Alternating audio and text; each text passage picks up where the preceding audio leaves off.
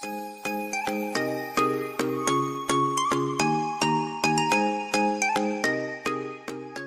friends, these are some really easy to make scrunchies that I just make around a regular, just a, stretchy elastic hairband. Any of them really from the dollar store. I like the ones that don't have the metal because that way, you do have this little bit of glue where they're put together, but at least you don't have an annoying little piece of metal for your yarn to get stuck on. Sometimes it will get stuck on that piece of glue, but mostly you can slide right past it. So if I just kind of move this around so you can see, I want to show how I build these, and I kind of took a pattern that I found and then I adjusted it a little bit to make them a little more full and fluffy. So the pattern that I found made them come out a little heavy and just with a little bit too much yarn. They were kind of bulky. The way I make them, they come out maybe with a little more, I don't know, like little fluff, they're just squeezier. So these are a couple different types of yarn. So this one's more like a polyester, and this one feels more like cotton. I really don't know what they're made of. This one, I couldn't tell you because it's all in another language. I don't even know what kind of yarn this is. If I like it and want to buy more, I couldn't ever buy more. So this is it for this one, but I really like the color. This is the one I'm going to be using today, and this is another one of the same brand, but just a different, variegated pattern on this one. But it feels like cotton. If I could read the label, it probably says somewhere it's a cotton blend or something.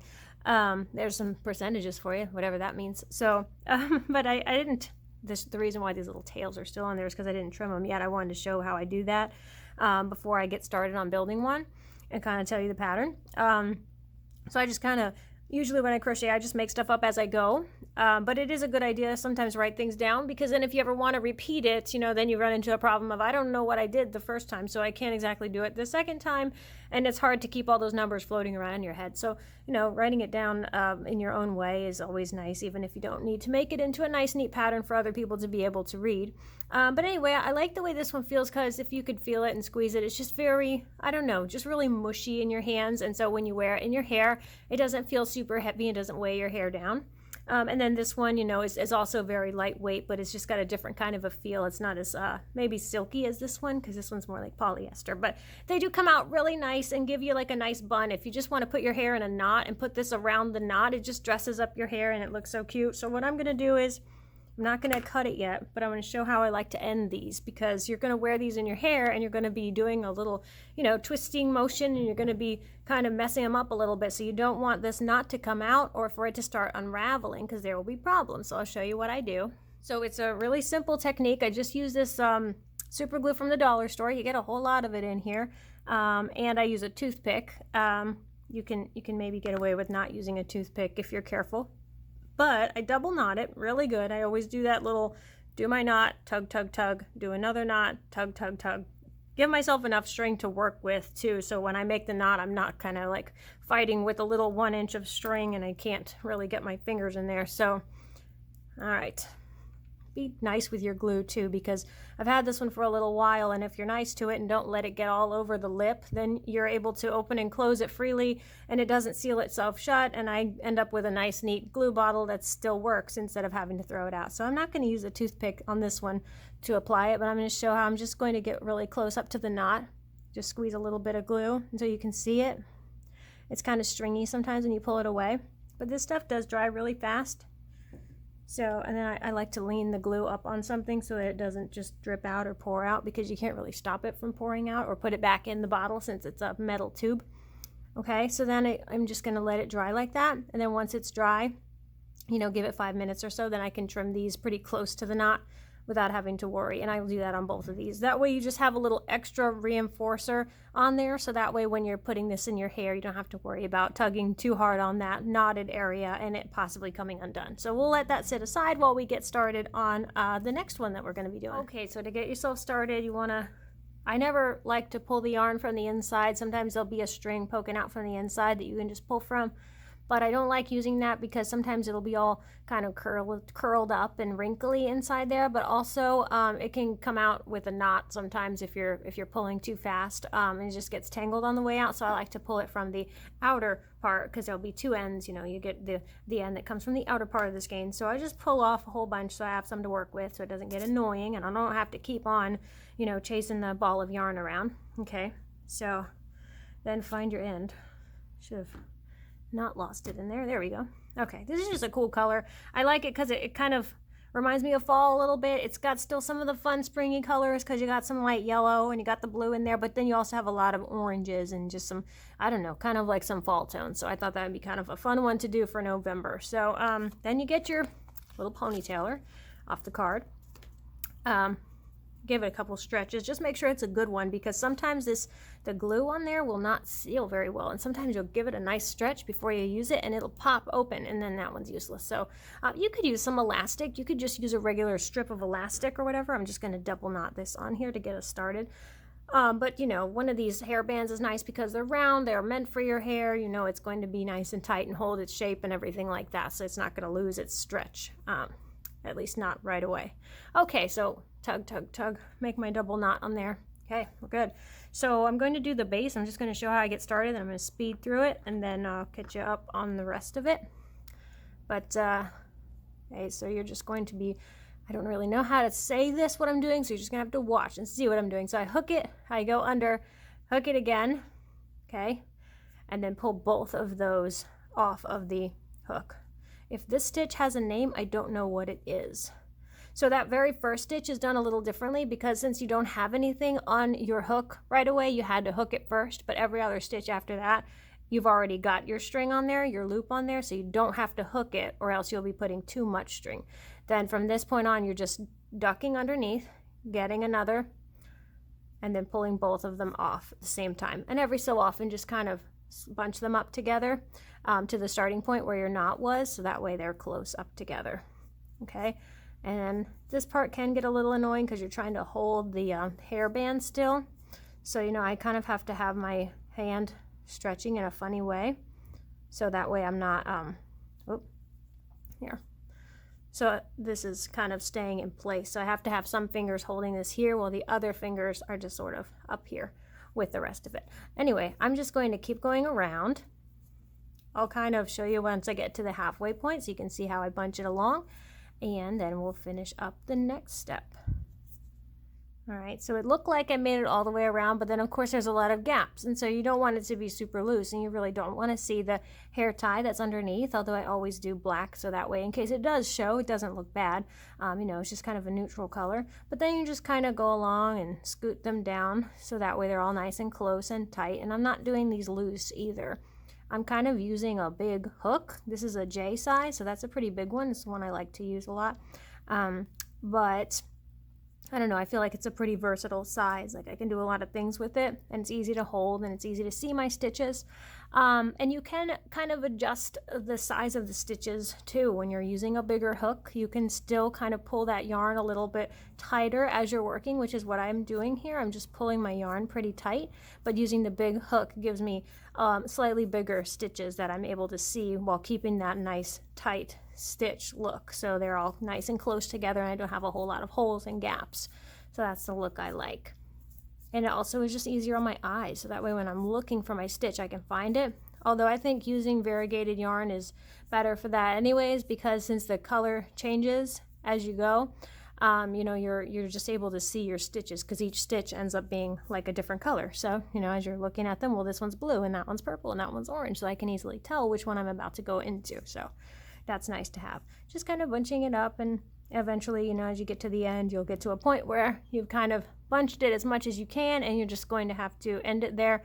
And I'll show you what that means. We don't tie it off. We just keep on going. We use the same string so that in the end, we only have the knot where we started right here tied together to the knot where the knot where we're going to end it. And so only one thing that we're going to need to glue at the end. So that makes it nice and easy.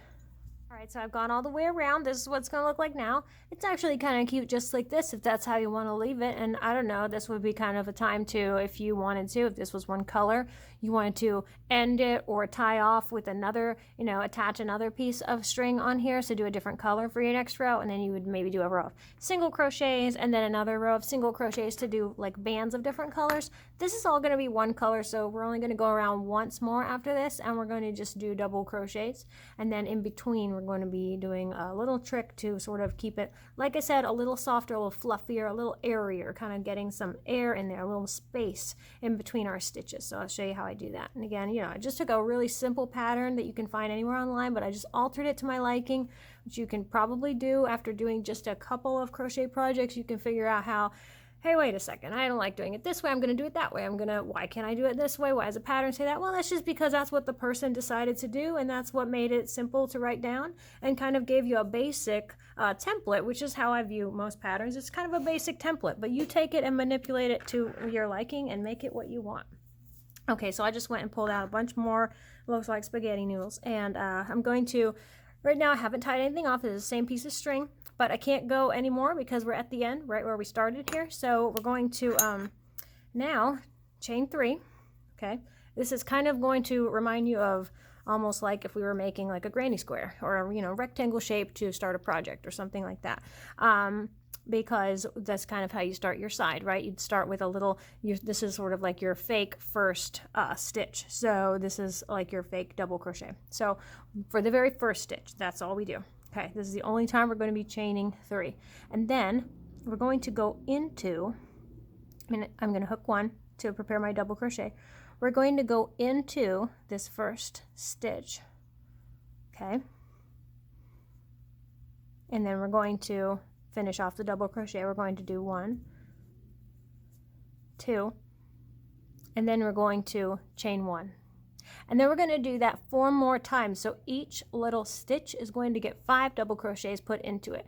And at this point, I'm going to start to loosen the tension. I'm going to just sort of let this have a little bit of space, move a little more freely, because I want these to have some room to move. All right, so we chain 1. So I'm going to hook it again. I'm going to pull 1, pull 2, pull 3, chain 1, go into that same one again. So you're going to hook it, go into that same one. You got 1, 2, 3, chain 1. We're going to do it again. This is our 4th one. We're going to go pull 1, pull 2, pull 3, chain 1, and then our last one. Go in, pull 1, pull 2, pull 3, and chain 1. All right, so what we come up with is, instead of all of our stitches being really close together, we've added that chain stitch in between, which sort of adds a little mobility, makes it a little fluffier. And I know you can't really tell with just the first stitch, but when you put 5 of those double crochets with 1 chain in between each into all of these stitches, then we come up with something that is just like these. I know they're still drying, so I can't really mess with them too much, but it does give it a lot more of that flexibility and more of that, you know, squeezability too. So that's kind of what you want. You want them to be nice and soft. That's what makes these fun. So we're going to just keep going with that. We're going to keep doing 5 double crochets into each stitch, so, and then with a chain in between. All right, so let's do a few more of these and we'll check back in at the progress and see how we're doing. So what do you do when you are crocheting and the TV's on, or there's noise in the background, or someone's trying to talk to you, or you get a phone call and you're in the middle of a stitch? How can you kind of remember what you're doing and not lose your place? There's a couple of tricks that I use. This happens a lot. You know, someone starts talking to you while you're crocheting and you kind of don't want to start all over. You don't have to start over. A trick that I will do is I will just sort of count in my head, or out loud if I need to, kind of softly. But I will do like a number pattern in my head. So since I'm starting a new one right here, I'll be going into this stitch. I know I need to do 5 double crochets. So since I'm going to be pulling the strings, the loops off of here, and I can count while I do that. So I do something like this. I'm going to go in, I count 1, 1, 1, 1. That's my chain, that last one. And then this is my next one, which I will count in my head, 2, 2, 2, 2. Okay. I'll go in again, 3, 3, 3, 3. This is just a weird thing my mind does. So, I mean, this might not work for everybody. But I know I'm on 3 now, so I go 4, 4, 4, 4. Every time I'm pulling those loops off, I'm counting. Okay, that just works for me. And then hook again, and then your final one. 5, 5, 5, 5. Sometimes that can help. Okay, when that fails and someone interrupted my counting and I can't even count to 5 anymore without, losing focus, which does happen, then you can just go find your stitch, right? So figure out what stitch you were just working in. If you get close enough to it, you can see it's right there. It's this one that looks like, there's a big old hole there because we stretched it out since we did 5 stitches in there. And then you can just hold them back and count what you have in there. So this is when using big stitches and big yarn comes in handy. So you can count, I have 1 here, I have 2 there, I have 3, 4, and 5. Okay, that one's done. And then you can move on to the next one. So, and that's a good way to stop too. If you need to take a break, just stop once you've finished one of the little stitches. So once you've done 5 into one stitch, then you can take a break, set it down, come back to it, and you can pick right up where you left off. So just a couple little tricks in case you're as distractible as I am. So this guy's almost done, and I haven't even been working on it for an hour. So the bigger the yarn and the bigger your stitches, the quicker you can get these done. So you can crank them out pretty fast. They make really fun little gifts for people. So especially when you find like a nice little variegated yarn that has all the colors somebody likes, or you just find something that kind of just reminds you of that person, or oh, you always wear that one tie-dye shirt that has all those crazy pastel colors. You could get somebody something that just kind of complements their outfit, or the color that you think will look good with their hair. And then I have some others just to show too, because this one's almost done, so I'll be tying it off in a minute. But you could do some solid color ones too, which look really good. So this one, actually, this does have a little variegation in there. This has a little bit of that, the white streak through there, but kind of just a nice little, kind of goes with anything, just something to dress up your ensemble.